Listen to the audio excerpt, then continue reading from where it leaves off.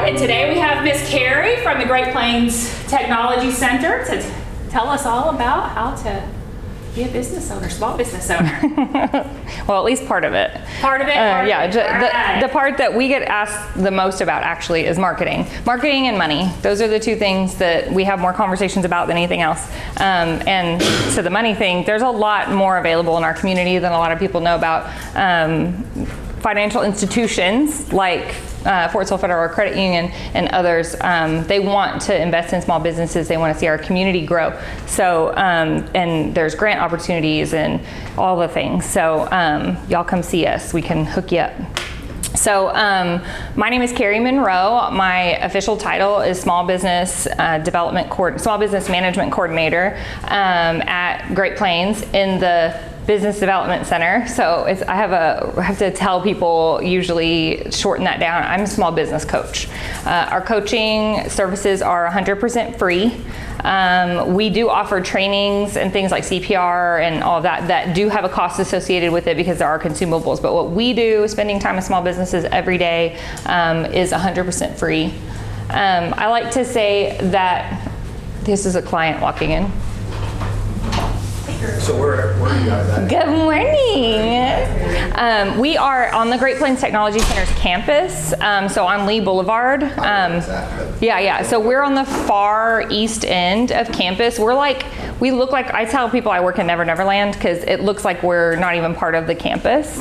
Our building is the newest building on campus, and it sits in the kind of in the middle of a field. So if you know where like DLO Labs is or the Cohen Military Family Clinic, we're right down that. Park Ridge is the name of the street. We're right down that street. So, and we're open from 8 to 4:30 every day. We see clients at all times during that day, during the daytime when we're there, and we just make appointments and you come see us. So occasionally we get somebody that'll drop in because they're thinking like, okay, like I just need to do this right now. I'm thinking about it. And if we're available, we'll sit down with you. So my background, I have a bachelor's degree from Cameron. I'm currently getting my MBA. The majority of my career since college has been spent in marketing and public relations. I'm an award-winning graphic designer, and I am self-taught. So I very much have that, I was telling y'all earlier about starting my own store. I'm really good at learning lessons the hard way. So a lot of this that we'll talk about today are things that I have learned through trial and error, and that I have learned through really listening to people who were willing to invest their time in me. Mentorship is a really important piece of that puzzle, and so we tell our small businesses, you're not alone. When you own a small business, it can feel very, you can feel very alone and feel like nobody understands or like you're completely out there on your own, and whether you sink or swim is totally up to you. And while that is really true in a lot of ways, organizations like ours are here to help you. We want to see you be successful. There are about 3,100 businesses here in Lawton, and some of them are visible. We can see them. Some are not even really working with this community. They do business with people online. So in every kind of business that you might consider, we're willing to help in whatever way we can. So this is our team. We have this is my co-coach. He runs the Business Development Center, where it's an incubator. So we have small businesses that utilize office space in our building for a very reduced cost, about $1 a square foot. So we have a bookkeeper, an accountant, we have a pediatrician, a realtor, we have somebody who does spreadsheets, like custom spreadsheets. So we kind of have a lot of different types of businesses. We also have bay space available, where businesses that need a large, like wide open space with huge bay doors and that kind of thing, they can use the space. We stay full. We have a waiting list. It is something that is very necessary and needed in our community, is spaces like these, because we allow businesses that time to focus on growing the business and not just dumping a ton of capital into startup. Dana is my work mom. She is the secretary for the BDC. Morgan is our boss. The rest of the team, we have somebody who does Apex, which is government contracting. That's Mike Ferguson. Clint Janda is our agribusiness coordinator. So if your business has anything to do with rural or ag-related businesses, he knows all the things. He is a farmer himself as well, just like Mike owns his own business. Pretty much everybody on our team owns their own small business as well. Brian, he owns some of the Subways here in town. His background is food industry. He used to run our culinary program, and he does a lot of our training, soft skills, that kind of thing. And then Cassie is the one who's responsible for our relationship with Goodyear. So we train all of the Goodyear employees when they're hired. And they're the largest contributors to ad valorem tax. That's why I joke around and say that you can thank Goodyear for us being free, because they pay such a huge amount of ad valorem tax that it allows us to have programs like ours. So our relationship with them is really important, and Cassie does an incredible job. She coordinates any kind of technical training. So when Silverline Plastics came to us and said we need a forklift training, if we have a company that comes to us and is like, we have this new machine we're putting in and we need somebody to teach our people how to use it, we will pay to send them to whatever training at the manufacturer, whatever. We've sent people even this year to different states to go learn how to use different machinery so that we can then teach all of their employees in perpetuity. So that way they don't have to continually pay to go train a new person every time they have turnover. So these are going to be our learning objectives for today. It was on the flyer. So we'll jump right in. The difference between branding, marketing, and advertising, in my opinion, is an important distinction to make. Not because I'm expecting you guys to run a PR firm, but because it can help you be more intentional. And being really intentional in your efforts is important. You, as a small business owner, you don't have a lot of time or resources to invest in something that's not worthwhile. So branding is like your personality. It's who your business is. It's your why. Like, why are you in business? And you know, when you think about big brands, even when you think about local brands, so if you think about LOL, you know, the family entertainment place, like their logo is really goofy. When you go in, everything is brightly colored. You know, there's definitely, it's very kid oriented. But if you go to, I almost said Rose Rock Spa, but they're closed. If you go to like out in Medicine Park, if you go to Discovery Outpost, that's also geared towards kids.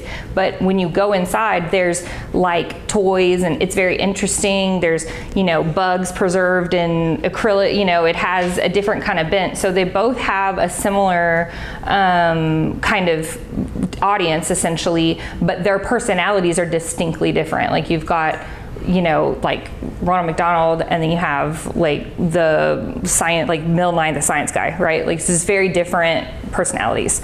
So marketing is your strategy and how to communicate that personality. So when you think about everything that has to do with your company that people are going to either interact with or see, I mean, product development falls under marketing. All of that, it should be speaking toward your brand. So if you're, you know, Ronald McDonald, then your products need to be bright, they need to be colorful, they need to be engaging. But if you're Bill Nye the Science Guy, they need to be interesting and intricate and want people to kind of come up closer and get, you know, take a closer look and get more engaged with that specific thing. So you have to really you can be intentional with how you're communicating that information. Customer service is a big part of marketing, and a lot of people don't think of it that way, but it is. If you are, if all your advertisements look like, I'm gonna just use a lot of analogies because that's how I think, but if all your advertisings look like they were made by Miss Frizzle from the Magic School Bus, then they walk in and you look like Morticia Adams and you act like Morticia Adams, they're gonna be very taken off, like taken aback. They're not gonna enjoy interacting with your brand. You know, so if you're putting out things that are very polished and professional and clean and modern and simple, and then they come in and you're rustic and you know, very Southwest Oklahoma, I'll say, like me, my house is just stuff I like, and it's just full of stuff and colorful and everything. The way I dress, the way I present myself, I don't like wear a black turtleneck every day and like act really somber. It matches, you know. So you think about that with your business. Like if somebody meets you, you want to make sure that your product fulfills that promise that you're making. Advertising is a subset. It goes under marketing. I make the distinction because this is actually where most small businesses end up investing a lot of money and resources. So it's paid advertising. Paid promotion is so like when you pay for a Facebook ad, when you pay for a Google ad, when you put something up on a billboard, that's all part of advertising. All of that should make sense with your marketing plan. So again, like you don't want to have these really bright, colorful, crazy looking ads, and then they start to do business with you and you're like in a suit and you're serious and you're like very like staid and everything. So you want to make sure that all of this stuff makes sense together. The best way to do that is to be authentic to yourself. As a small business owner, if everything that you do comes from who you are and your own, like what your personality is, where you're not trying to pretend like you're somebody else, or trying to put up a front and act a certain way, you'll be much more successful. Especially in this day and age, as these younger generations come up, there's a ton of data to support that authenticity is one of the most important things about a brand for young people. They want to know that you're not, because if you're going to lie to them about who you are, then you're going to lie to them about the quality of your product, about the value of your product. So you have to be always communicating and fulfilling those promises that you're making. So this is a great example. I took this picture. This is one of my clients, Lauren. They just opened Little Bear out in Medicine Park. It's a little eatery place. And they are both, she and her husband both are Culinary Art Institute trained chefs. And they are, like, their brand makes sense with who they are. They're a married couple. They have between the two of them, have a really broad background. He was a military brat. She's from New Jersey, I think. And they're serious about their food, but it's accessible like they are. She's friendly. This is her. Like, she is just the sweetest lady. She had her kids up there on opening day, playing with dinosaurs in the middle of the floor of the restaurant. Like, that is 100% their brand. They're accessible. This other picture is just a stock photo I found, but essentially the way the picture looks, the way that they're posing, the way that their facial expressions, all of those things are communicating certain things. Like, you're expecting Gordon Ramsay. Here you're getting Guy Fieri, right? Like, it's just a very different attitude. And I show it so that you know when you're taking pictures of your products or yourself or customers or whatever, always be thinking, like, does this look like a person that would buy my stuff? Like, you don't want to have, this guy over here and it's supposed to be like a family restaurant, right? So kind of drilling down a little bit more on brand. So brand can be broken out into two main kind of pieces that you look at. So brand vision, who your brand is, what it stands for, like what's your why, what is your personality, and then brand identity is like the visual element. So that's where your logo comes in, right? Like for me, my brand, my personality, I am aggressively outgoing. I am super offbeat and have a huge personality, and I'm friendly and I love people. The way I dress communicates that. So I wear a ton of color. I wear really weird and interesting pattern combinations, and like I'm just over the top. I'm just a lot. And you can see that in the way that I act and the way that I present myself. And so think about that in the context of your business. You want to make sure that if you want to have a business that's like, we're here to take care of you, we care about you, we're invested in you as a customer, then everything should be warm. Everything should be inviting. You should be warm and inviting. Any of your employees should be warm and inviting. You don't want to put forward this image that you have, that you're like a mama, like, oh, everybody come and we're a hug. And then they get there and no one greets them at the door. No one tries to have a conversation with them. It's really important because that's how you build, those two elements are how you build brand loyalty.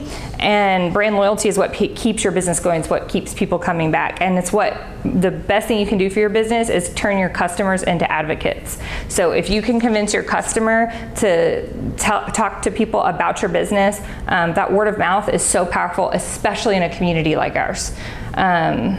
So the branding goal, you want to create a strategic identity, so something that's intentional, and so that it helps you develop a relationship with customers. If every time you met me, I looked and acted like a different person, you would probably be concerned that there was something off about me.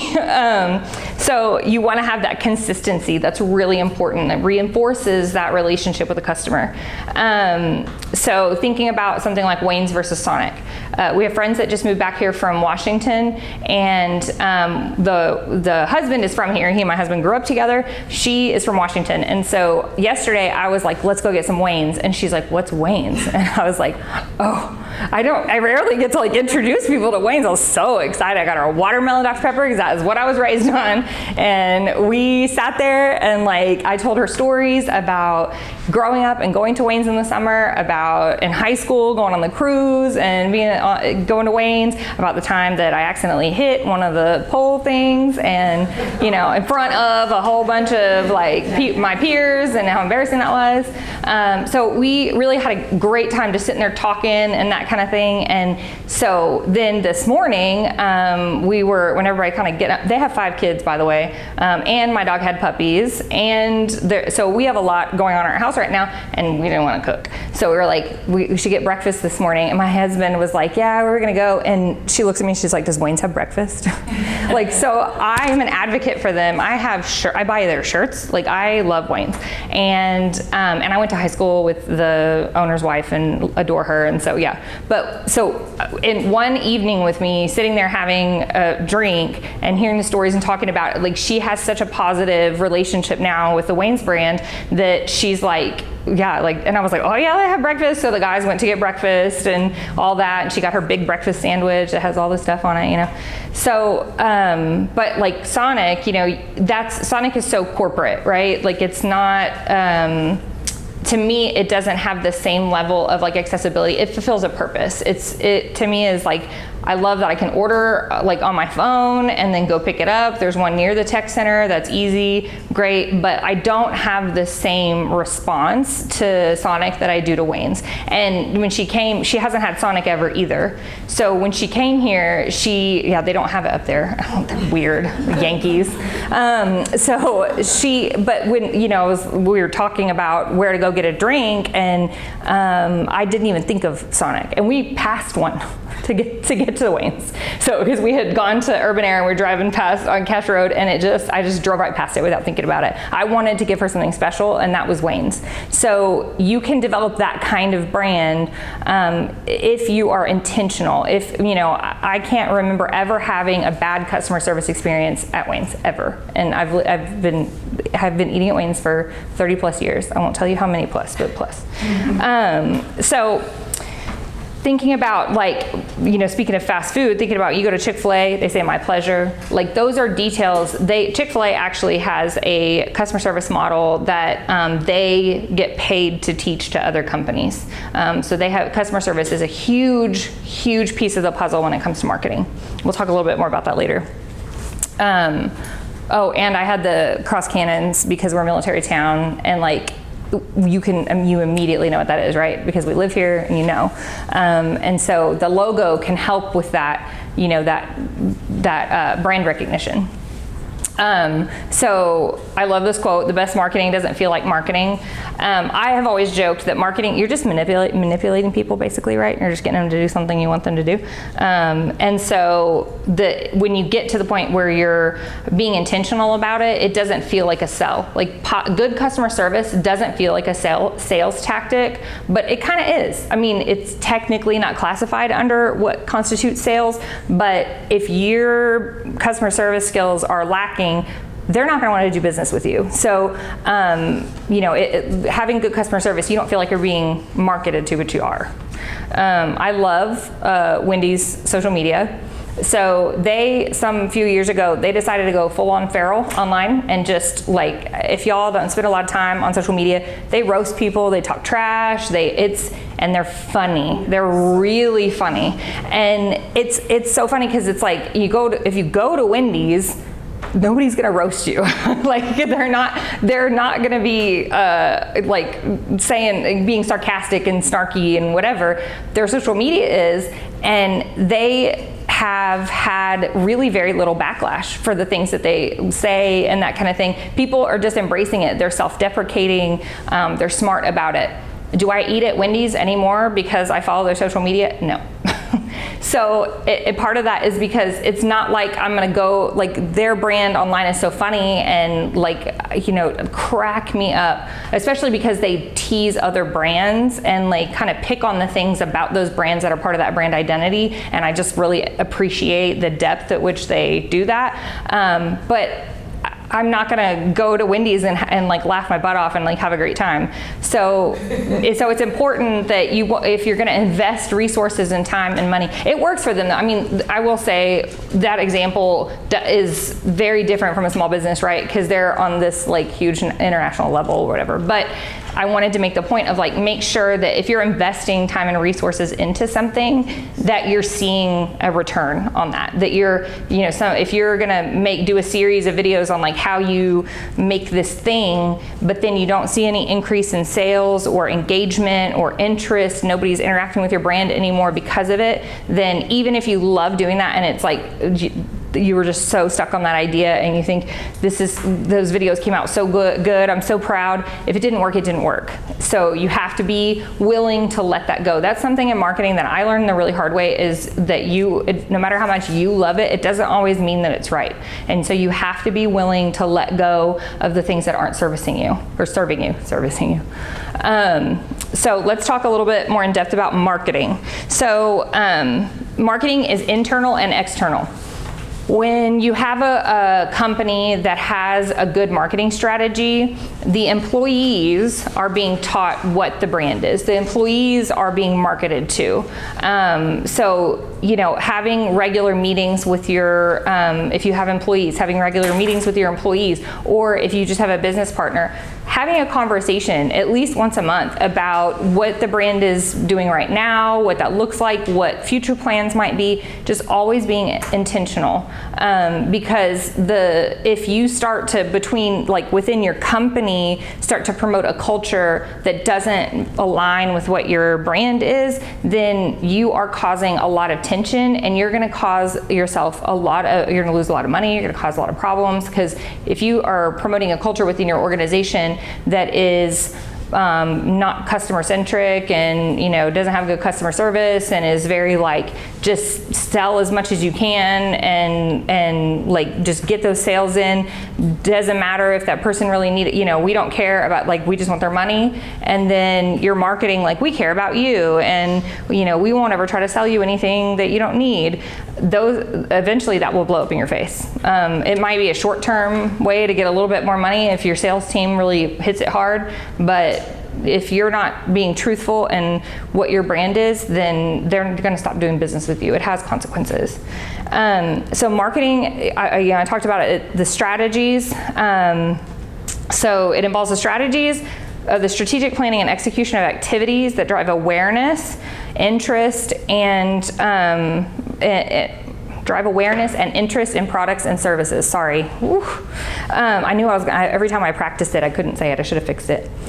So it includes things like market research, right? Like understanding not just who your customer is, but do those customers even exist in the service area that if you're targeting like a specific type of person and you're thinking like, I'm gonna get young, hip, like, you know, high powered executives, like that, we're not really gonna find that in Lawton, Oklahoma. I mean, I'm sorry, like you gotta be thinking about who you're really doing business with, and if you want that to be your target, that's fine. But then you need to go and do business where those people exist.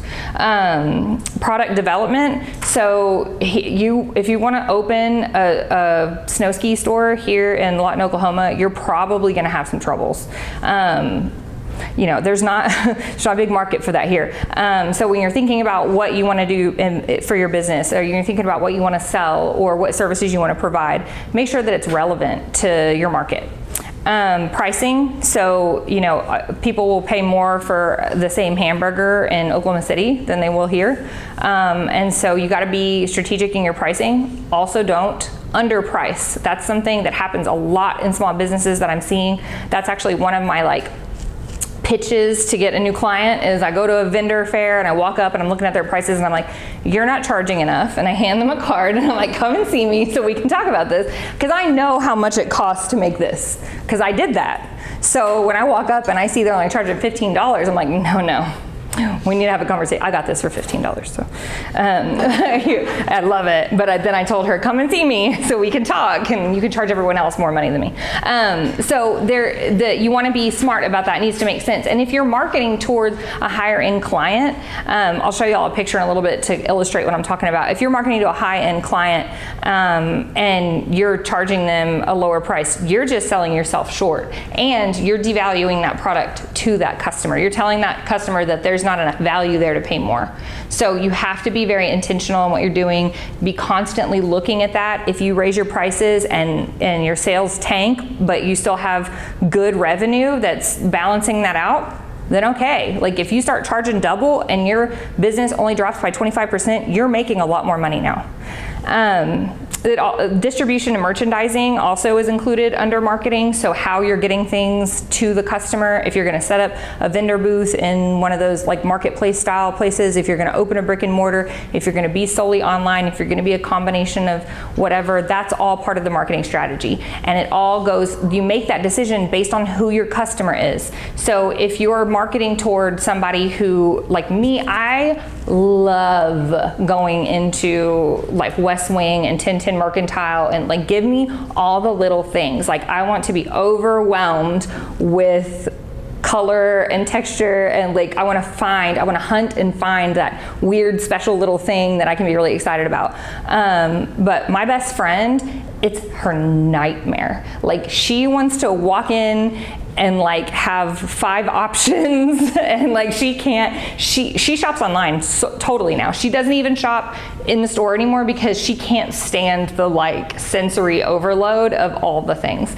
Like I took her with me one time to a thrift store and she literally like was like, I have to go out to the car. She was like itching, and so like she went and sat in the car. She was like, there's too much stuff in this building. And so there's a lot of different people that exist in that way. She has more money than I do, probably because I spend it at places like that. So if you're selling online, you want to find her because she will pay a higher price because she didn't have to go into that environment, you know. So there are strategies you have to think about, like who is that person, what is your product, who are you targeting it to? Specifically for cleaning businesses, because you said you have a cleaning business. So thinking about like who your customer is. If you would rather if you'd rather spend the day on just one McMansion, like one big house that you do top to bottom and they pay you really well, you're going to find those clients in a totally different place than you're going to find people like me whose house is visibly sticky and I really just need like the floors in the bathroom done and wipe the counters, and that'll be good enough for us, you know. So the strategy there to find those customers is very different, and the pricing strategy, all of that, the way that you're presenting your marketing, you're going to find us in different social media groups, you're going to find us in different areas of town. And so being really intentional with those strategies and how you're marketing. If you're really looking for, you want to find old ladies because their house isn't that dirty, they want it clean, they can't do it themselves anymore, and then you need to advertise in the newspaper, like, because there's 7,000 subscribers to the Lawton Constitution in Lawton, and I would guess that the majority of that are little old ladies. So it's all about that strategy. So public relations, we'll talk about that really quickly. So PR is the unpaid advertising, essentially. So when you do a press release and you send it to the media and say like, hey, we're having our grand opening, or hey, we are partnering with this other organization to start doing, like one of my clients that does cleaning, she does cleaning for a reason. So she does one cleaning per month, I think, that's free for a cancer patient. So they can apply through the program, and then, you know, because I sent info to the KSWO for her in Lawton Constitution, and KSWO came out and did a story on her, and that is public relations. So she didn't have to pay for that, and it really was just kind of an awareness. It's part of her. It's a big part of her brand. She cares very much. Like the whole reason she's in business is she wants to help people, people like me whose house is visibly sticky. So the goal of marketing is to reach your people where they are, to sell more, obviously, and build a brand awareness and loyalty. So some of you may be familiar with this, some not. This is what's known as a sales funnel. So in your mind, when you're thinking about your customers' interaction with your brand, the first level is just awareness, right? This is just posting on social media regularly. This is showing up to events in the community and setting up a table at open streets and telling people that you're here, that you exist. Then you have interest. So I exist, but I might have something you might like here, that's when you kind of snag them with, this says easily distracted by books. And that's what I saw, the word books from like several feet away, and I was like, that's pretty, I gotta go see what that is. And then through to the decision. So telling them like, this is the cup you need, or this is the service that like you're gonna wanna sign up for this service. That's that, getting them to make that decision. Sales is what you do from the time they've decided, okay, I'm going to do business with them, through to the transaction and like that you've done your business with them. So marketing really only covers those first three. Sales is where the actual action happens. So sales decisions are things like, what point of sale system are you going to use? Are you going to allow people to buy online versus in person? If so, do you take credit cards in person as well as online? Like a lot of those kind of strategies. You want to think about, when it comes to sales, think about removing as many steps as you can. Make it as easy as possible to give you money. I can't tell you how many times I've been frustrated by companies because I'm like, I just want to give you some money. Like, can you please just stop making this so hard? So branding and marketing, branding here, marketing, well, it's a reciprocal relationship. So your marketing will reinforce your brand, and a strong brand will assist you in your marketing efforts. So it's always be thinking about how it's fully a cycle. So I like this term. Branding is the long-term promise you make to your customers. It's the why behind your company. Marketing is the way in which you make that promise, like how you're promising. So through customer service, through the social media efforts and that kind of thing, and how you're telling your story. And so it's important to make sure that those things are in harmony. So advertising, this is where you're going to end up spending probably the most amount of effort. Once you've kind of decided on what your brand is, all you have to do is kind of regularly check in and make sure that what you're doing makes sense with your brand. You do a marketing strategy maybe once a year where you think about like, okay, I'm going to do sales on these holidays. I'm going to, you kind of develop that strategy. But advertising is something that you're constantly having to think about. So there's two different kinds, informative and persuasive. So advertising is that for the awareness level, like, hey, we exist, right? Like, hello, into the void. And then the persuasive is, you want what we've got. Like, I have something that you're gonna wanna pay for. And the internal versus external. So we talked about that with marketing. It's also true for advertising. So if you're not practicing what you're preaching within your company, you're gonna have a lot harder time convincing customers to, so like if you're starting a company doing organizing and decluttering, and you are a disorganized person and you open your car door and like receipts and chicken nuggets and stuff like me like fall out, and like your house is a mess, and they come to your office and it's people are gonna be like, whoa, I'm not gonna let that person into my house. So making sure that you're practicing what you preach. So authenticity, I've touched on that a little bit. I gave that example already, sorry. So keep in mind, with an advertising campaign, specific products will be advertised. So when you're advertising, you're focusing on something specific, like this company exists. This product is something we have. This is a problem you have, and we have the solution. So, you don't want the advertising to just be vague, right?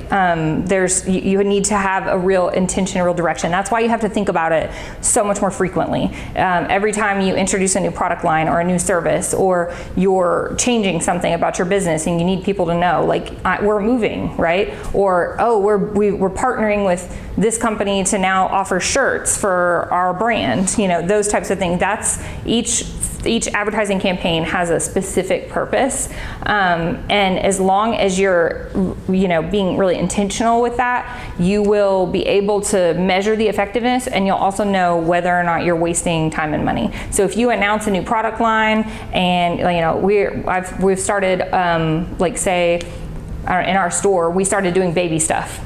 So pacifier clips, bandana bibs, these cute little dresses. We had just a few baby things, and we were posting all about it. We got a friend to put the little dress and the passy clip and the bib on the baby that all matched and were really cute. And we did a big push on social media, and we sold more of that stuff than I could make. Like, we were struggling to keep up.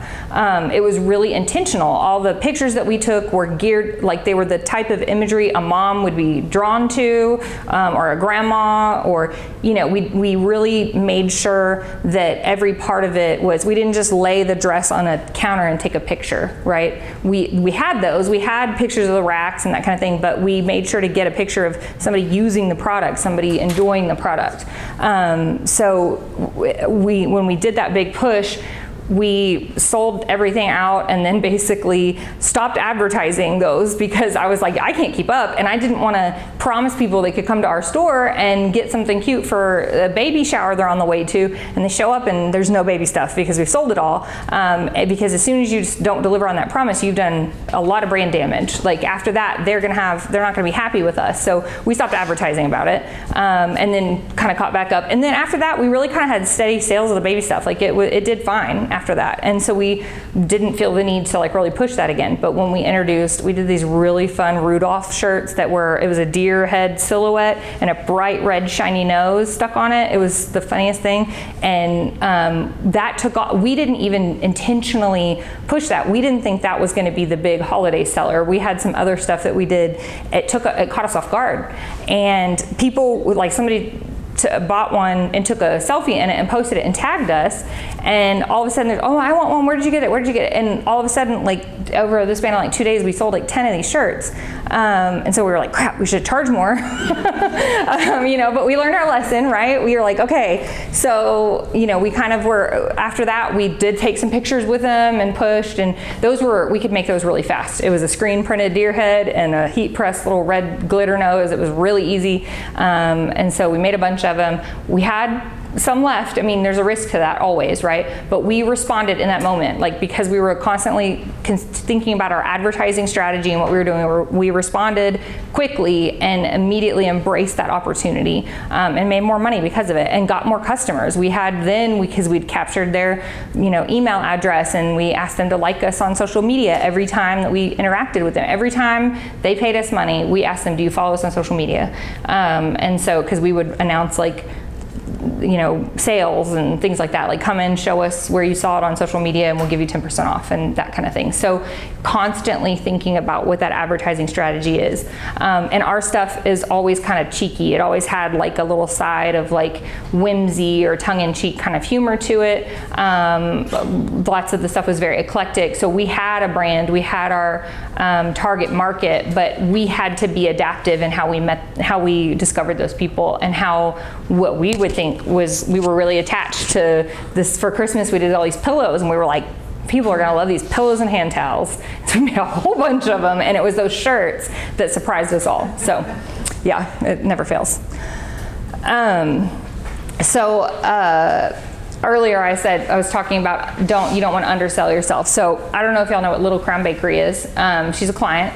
So she started her bakery business. She's an in-home bakery. You know, she's kind of started to get some momentum, that word of mouth, because her stuff is delicious. She makes this gingerbread, y'all. Like, oh, I think about it every day. It's good and it's beautiful, right? She did these cookies for me for my predecessor who was retiring. She loved popcorn, so we did popcorn cookies for her. So one day she was so busy. She was staying booked out 3 and 4 months months in advance. And she was working all the time. She had to have carpal tunnel surgery. Like, she was killing herself. She was making okay money. Like, it was working out. She was making more than enough to stay in business. But somebody said to her, why don't you charge more? And she was like, why don't I charge more? And so she said, she set out to charge enough until she started raising her prices. She said, I'm gonna keep raising them until somebody tells me it's too much. And she'd raise them, and then a month later it was every time she quoted somebody, she'd raise it a little bit. She got up to $6 a cookie, and yeah, and people were so like, okay. And she was like, then I kind of felt bad. So she stopped raising her prices at that point. She was like, God, at that point it was a little bit like, ooh, sorry. But like, she had gotten her products into the hands of people who could afford those prices. And then they told their friends, or they attended events where they were, and it kind of took off. She's always 100% herself. She's former military, she's a military spouse, she's a pastor's wife. Like, she is so true and authentic to herself, and genuinely cares about her customers and about doing a good job. And that resonates through to where people would probably pay $10 a cookie if she asked. And so it really, all of that time, sometimes it takes a while for that momentum. I mean, she's been in business like 3 or 4 years, I think, at this point. So sometimes it can take some time to get there, but don't lose faith. Like, keep just being yourself, keep pushing through, and being authentic. So let's talk quickly about the differences in marketing strategies, advertising campaigns for different types of business. So if you're a business that has to sell a whole lot of something that doesn't cost a lot in order to make enough money to sustain, so like cookies, not hers, but regular chocolate chip cookies at the grocery store, right? So you're gonna have to sell a really high volume, a really big number, in order to keep your revenue streams healthy enough to stay open. So with that, so if you're cleaning smaller houses that don't take as long, but it doesn't bring in as much money, this is a throw spaghetti at the wall and see what sticks situation, right? Like our boutique, we just push things out, we advertise, we were constantly engaging with people online, we were going to vendor fairs, we were trying to be in people's faces as much as possible. Spent a lot of time pushing out and really trying to just let people know we exist, build that awareness. But if you look at like somebody who only like specializes in wedding cakes or just does the mansions, right? Then you have to have, the awareness part isn't as much of an issue, right? Because the people that are going to pay those higher prices or they're going to buy those products are going to talk to each other. You're going to find you don't have to work as hard because you only need that one customer to come to you that day. But as soon as they're there with you, the part of your marketing strategy that includes customer service and branding, all of that becomes very important. So if you have marketed and they understand your brand to be really professional, really clean, really modern and very knowledgeable and that kind of thing, and then they come to you and you're like Willy Wonka and like super out there and what you're talking about, but you're not making any sense to them, they're certainly not going to pay you the price that it would cost, for a cake, right? So you don't have to work as hard to bring those people into your orbit, but you have to work harder with those people to be authentic, to be intentional, to make sure that every step of that process is as it's promised. So the word of mouth in that realm is what matters more than just exposure.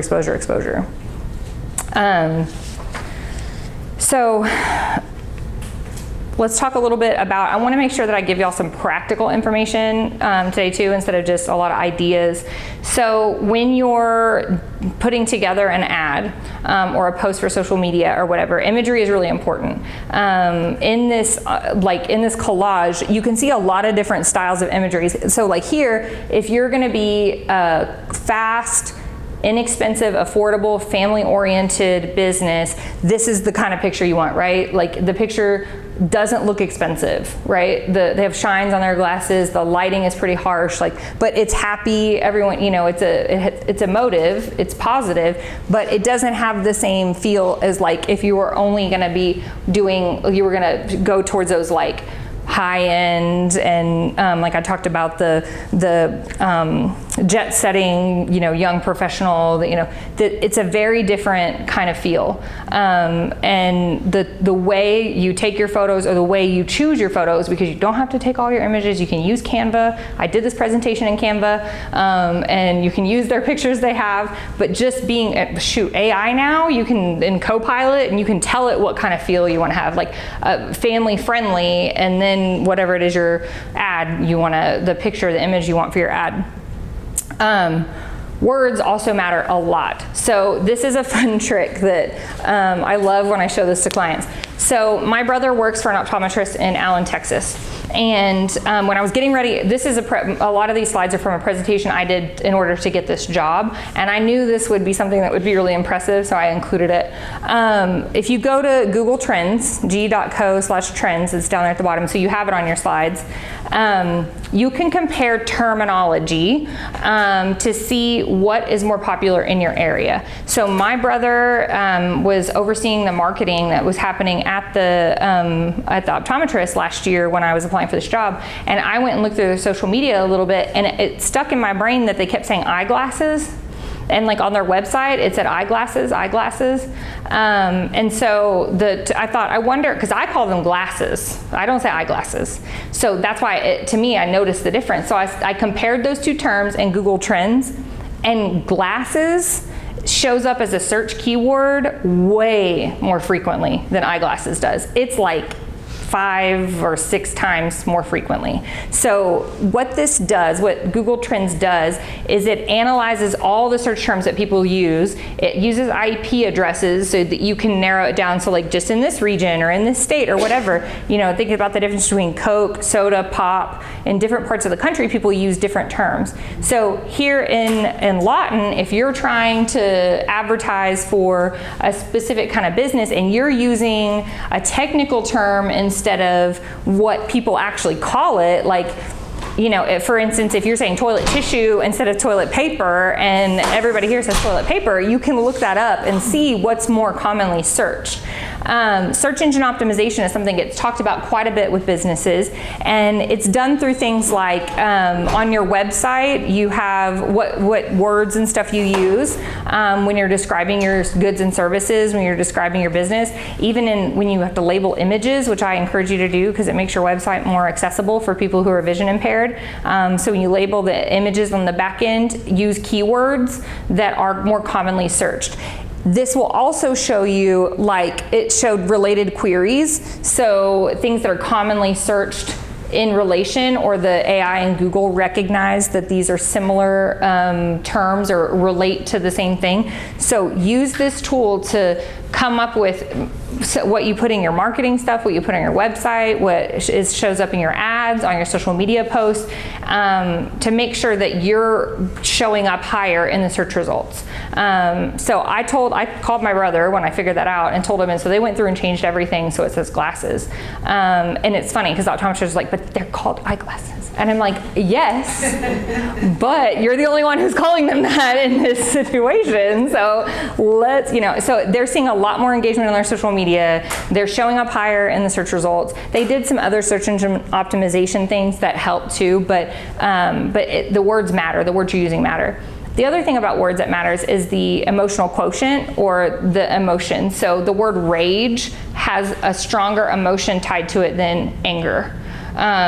Curse words have a stronger emotional quotient than substitutes. So when you're writing things for your advertising, when you're communicating with customers, making sure that you're being intentional with the feeling you're trying to communicate. So if you're trying to have that business, corporate, we're serious, we're professionals, you're going to use words like leveraging, but if you're a small business that you're like, hey, we're just here to help you, we want to be your friend, we want to make your life better, you're going to be, the wording you're going to use is going to be softer, it's going to be more inviting.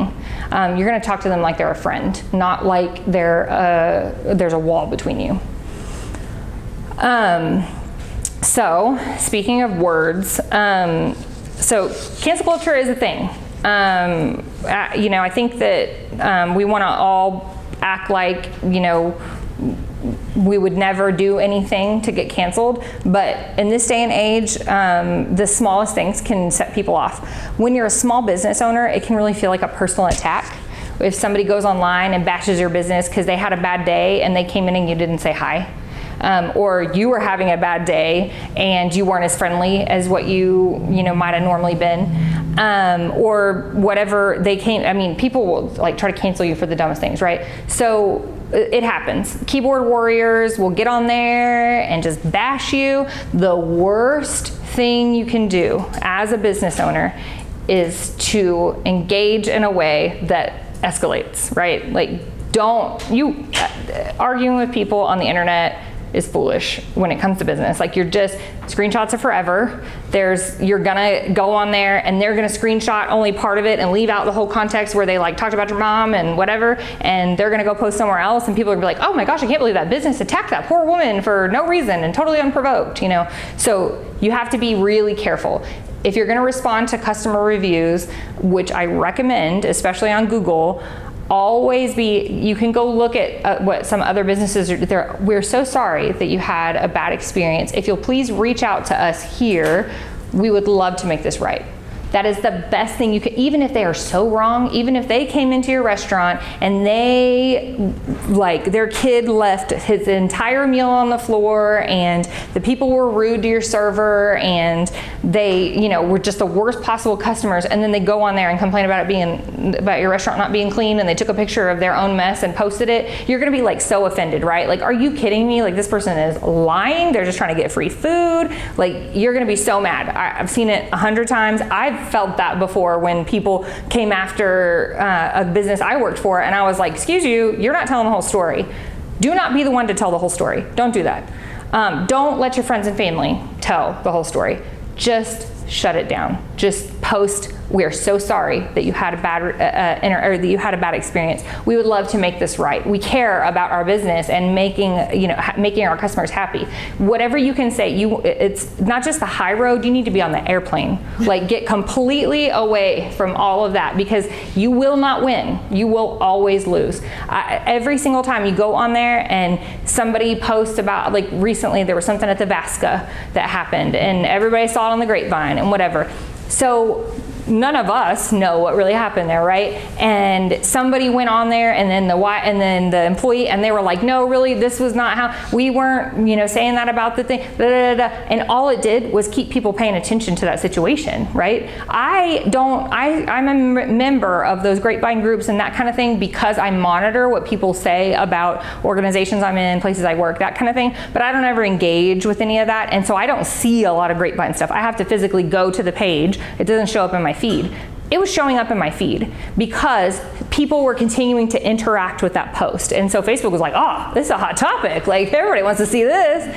So engaging and going back and forth with people, you will always lose. So just be, like I said, just think 30,000 feet, right? Like, we're so sorry you had a bad experience. We would love to make this right. Can you please contact us? Now, they can contact you and you can be like, listen, you and I both know that what you did was not okay, right? Like, you can be like, all right, like, let's agree that this is not what really happened. That's not reality. If you want to bring back the item you bought, we'll refund you and we can be done. And if they say no, you've made an effort to make things right. But you don't have to let them walk all over you and get free stuff from you. As a small business owner, you don't have money to do that, right? But publicly on social media, on the Google review, that's what everybody's seeing, that you were like, oh, we are so sorry. Oh my gosh, like, we want to make this better, So that's what matters, right? And then if that person has come after you, they're not going to want to do business with you again anyways. So you don't need to spend money trying to give them something back. You don't need to spend a lot of time trying to fix it or whatever. You can tell them in the conversation, like, sir, like, you ate your entire plate of food, so we'd love to comp you a dessert next time you come in. Like, you can do, what I mean? It's up to you how you want to handle it, but just anything that gets put in writing on the internet is forever. Screenshots live forever. So always be cognizant of that, because people will get behind someone they've never even met and go after a business that's not even in their community. So you have to be so careful. Okay, so this is a lot of words on this slide. Y'all have it printed. So search engine optimization, SEO, that's how the algorithm determines what order you show up in search results. That's based on things like a Google listing. You need to have a Google My Business listing. Even if you don't have a physical location, it's important to have one because Google is using their own algorithm to rank how the results show up. And if you're not even paying to play, which you don't have to pay to have a business listing, but I mean, if you're not even like doing their one little thing they want you to do, then you're not showing up anywhere in search results unless you're the only business in the area that does that thing, which I said there's 3,100 businesses in Lawton. The likelihood of that is low. So you get your Google My Business listing, use those keywords in the description, post some pictures yourself. Post some things, some nice pictures of your customers, pictures of your place, pictures of your work, all those things, because customers will go post pictures and they're not usually going to be as good as yours. So go and get some pictures on there that are nice. Having a website really helps with search engine optimization. If you have the opportunity to buy Google ads, it's business, so Google is going to put you up higher in the results if you pay for ads. So, and Google ads and Facebook ads are less expensive than a lot of other advertising options that exist. They're less expensive than most print and in the more traditional channels that people used to use. So analytics dashboards on your Facebook, on Meta, on Google.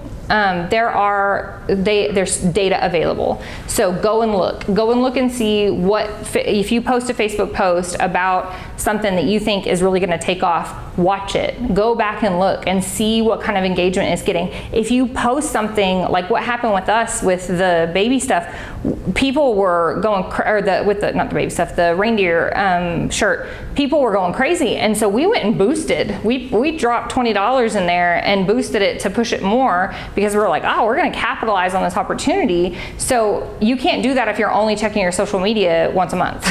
You need to be on there every day. We all hate social media. We all agree we hate it. But get on there every day for your business. Even if you're just checking your notifications so you can respond to a comment when somebody says, oh, I had the greatest time, and you respond, thank you so much, we loved having you. It's easy. Like, just get on there once a day at least and interact with your customers, interact with your own content, boost things that are doing well.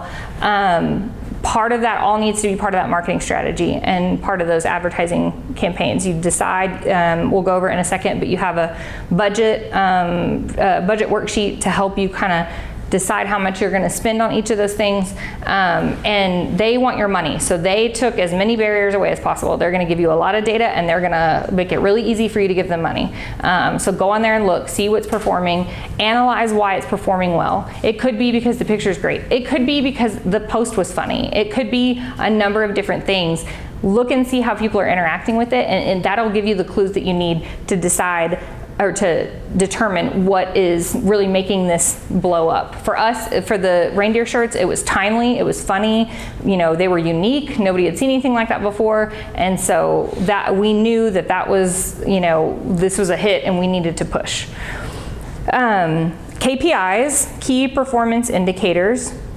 Those are, you determine what that is. So basically it's your benchmarks, or what number, what measurement tells you that you're successful. So if you have, one of the things too, you want to make sure when it comes to KPIs that you're comparing apples to apples. So for instance, click-through rate is a KPI. So if you send out emails, if you do a paid ad on Facebook and it's all part of the same advertising campaign, hey, we have this new product we want to tell you guys about. Look at the click-through rate in an email, look at the click-through rate on those ads. So if they open the email and they clicked the learn more or buy now or sign up or whatever button, and then on the ad, if they clicked that button, compare those numbers, right? So you see, actually, I only had a terrible click-through rate on the emails. You know, only 50 people even went through, but on this social media ad that I paid for, 300 people that clicked through and went to the website. So you can compare those two things, and then you realize, you know what, I'm paying for this email service and it is not serving me. Like continually, that click-through rate is lower than social media ads, so I'm gonna stop spending money on that thing. So these are, watching that stuff is important because every dollar counts in a small business. So the click-through rate is what's known as a conversion. So the number of people that did the thing you wanted them to do. So if you're advertising, sign up for our newsletter, sign up for our newsletter, sign up for our newsletter, and then your conversions are the number of people that go, like, so if it'll tell you 753 people saw this post, and then you saw that you got 60 signups for the newsletter, and then you divide that second number by the top number, and then it tells you your, like, how effective that was, that percentage. Having that information, looking at it regularly. Some email service providers and digital advertisers will just tell you what that is, so you don't have to do the math. But make sure you're comparing things. Like, don't look at a social media ad and it's like, oh, this many engagements, and then try to compare engagements to click-through rate, because somebody liking or sharing something is not the same as making the commitment to click on that link and go to your website. Those are different things. ROI, so that's what you're looking at when you're looking at your KPIs. So when you're looking at those performance indicators, you're looking for your return on investment. So if you're spending $500 a month on at a marketing firm for them to do your marketing, and you're only you look at those analytics and you're seeing, like, the emails they're sending out are only bringing about 15 customers to your website a month, and the social media ads they're doing, has only brought in, maybe 100 people to your website. You're kind of looking at this and it's like, you know what, this is not effective for the amount of money we're spending. And so, constantly looking at what that investment is and what kind of return you're getting. Some of these things are hard to track, right? Some website builders don't track the traffic and that kind of thing, but sites like Square, they will tell you, like, how many carts are just sitting there. Like, people put stuff in their carts and then they get sidetracked and they leave. So then you can go, if you automate, you can go through and have it send an email to those people like, hey, you got something in your cart waiting for you, and try to help improve that. Some of those services, they want you to stick with them, so they're going to tell you how effective what they're doing is. Go look for that information. Make sure that you're not just signing up for something and just expecting it to work and hoping for the best, because there are a lot of companies out there that are, everybody's following the same cookie cutter mold of, like, product that they're offering you, like the exact same amount of social media advertising and emails and that kind of thing, but what works for this half of their customers doesn't necessarily work for the other half. So you have to kind of really watch it and be intentional. So talking about spending, like I said, I get asked about money and marketing quite a bit. So y'all should have with you a worksheet, and I'll have her, I sent Madonna the actual, wait, did we print it? Yes. Okay. It's very fat. Okay. It has color.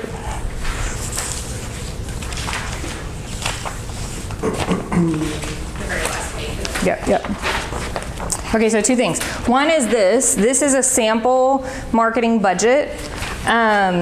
So one of the things to look at, there's a lot of varying opinions on how much of your budget should be spent on marketing, but about 5 to 10% of your revenue is kind of the most widely accepted in the industry.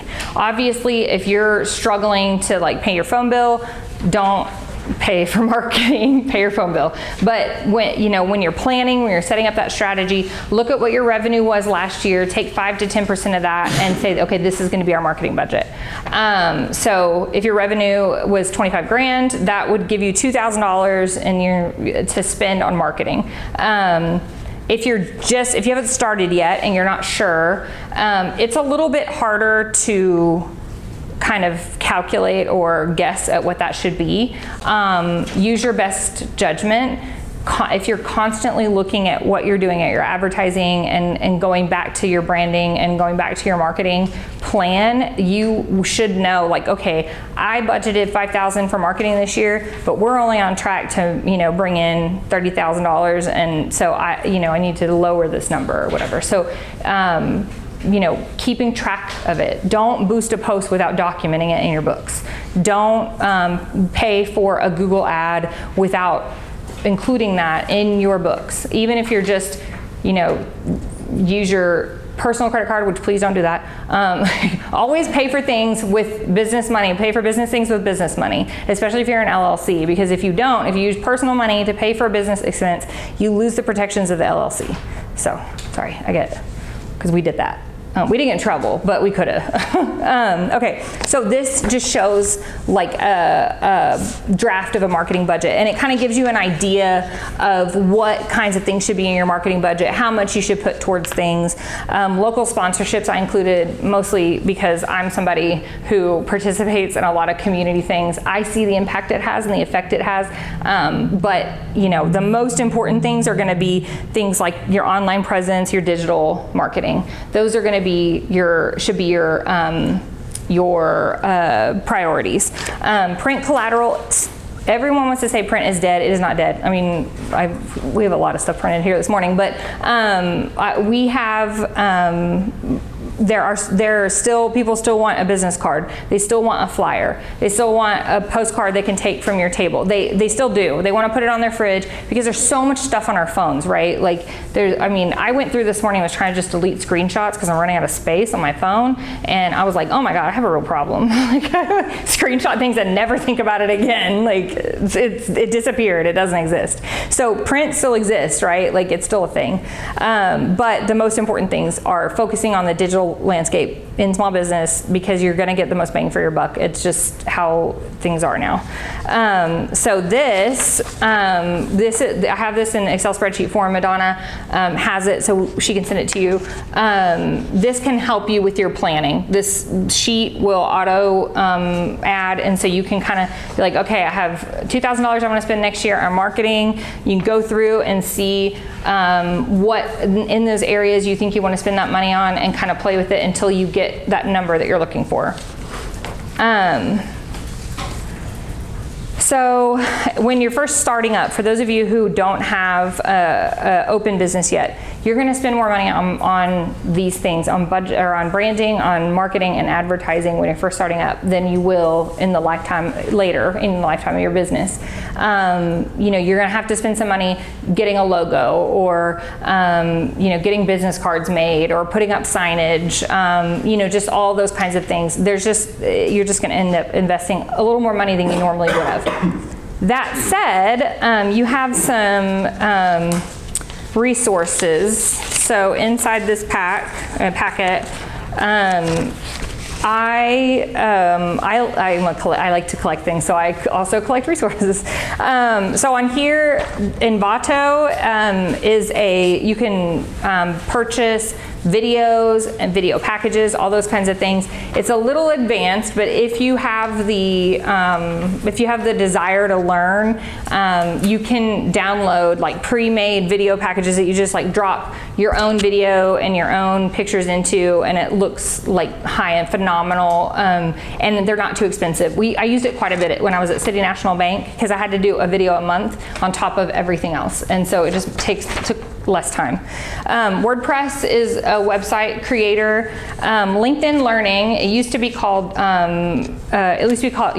lynda.com, and then LinkedIn bought them. It's how I learned how to be a graphic designer. So if you want to learn photography, or if you want to learn a skill of any kind and I learned all the graphic design stuff, all the programs, you can go on there. There is a cost associated with it, but whether you want to do that for your business, or you just want to offer it as a service, or you want to do, Sam, like if you're, wanting to do the photography portion of, if somebody's going to get engaged and you're like, hey, I can take your photos with you, you can go on there and they'll teach you some photography, how to work the camera, what the things mean, all that kind of stuff. So I learned a ton of stuff on there.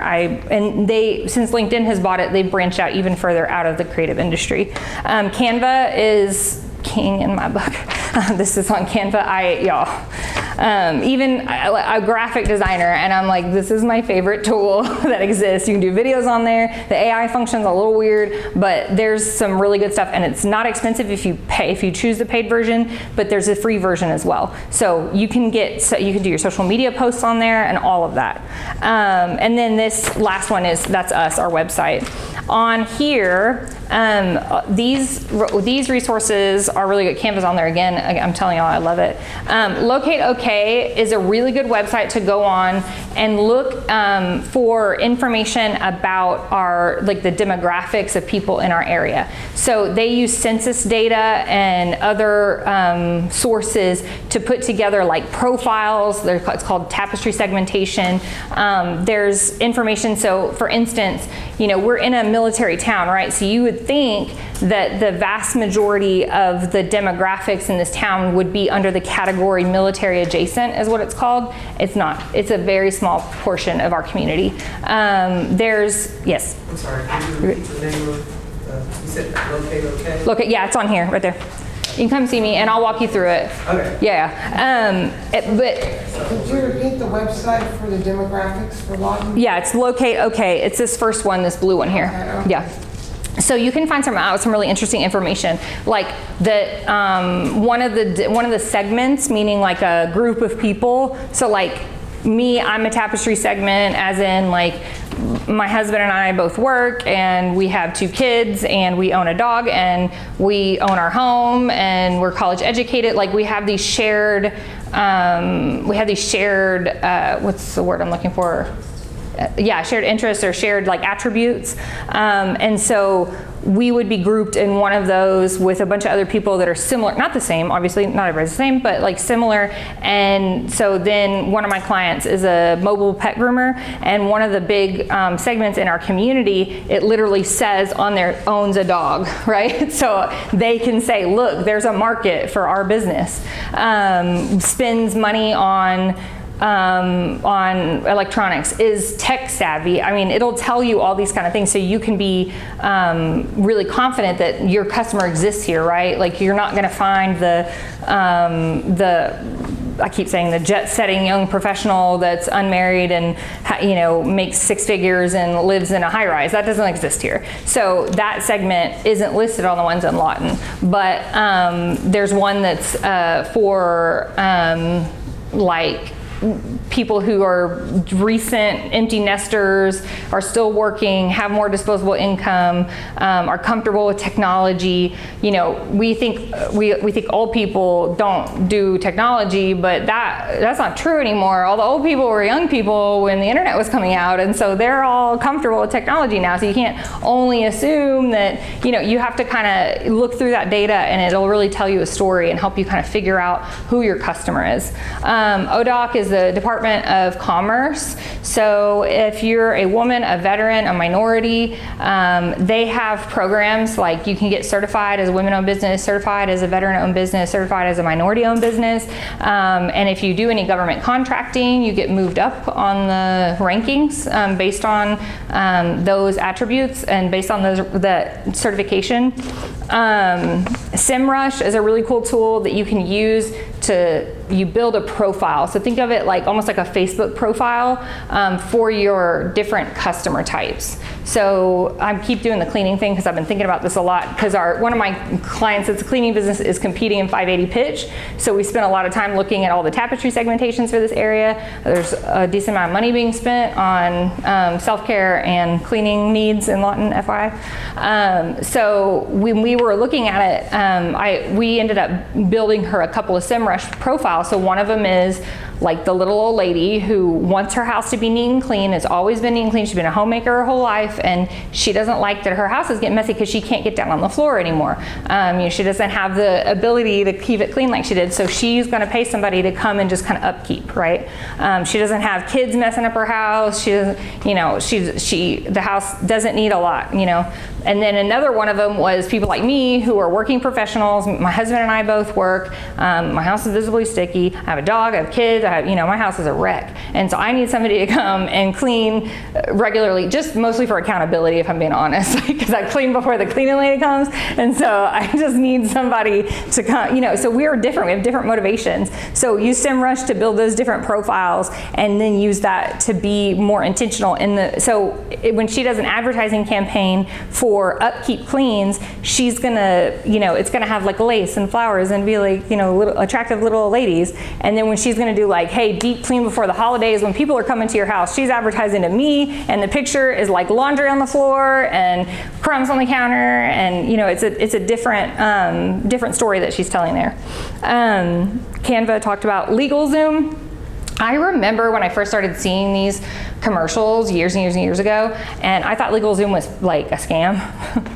So since I joined this role, I've had to look into it a lot more because we recommend it to our clients, and it is such a good resource.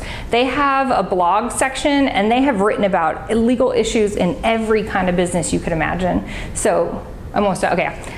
So go on LegalZoom, search, your type of business, and you can find out some really good info, like what kind of regulations, what places you might get sued on, like all kinds of things, how to establish that business and stuff. So, and then REI, they're a partner, like they do a lot of like what we do, and they also do some lending, so I included their link as well. So in conclusion, know thyself. So understand who you are as a business, be intentional, do things like figure out who you are and do it on purpose. Invest in yourself, so it's worth it to put together a brand that is really you, even if you have to spend a little money doing it. And then keep your promises. So don't establish a brand identity that's not true to who you are.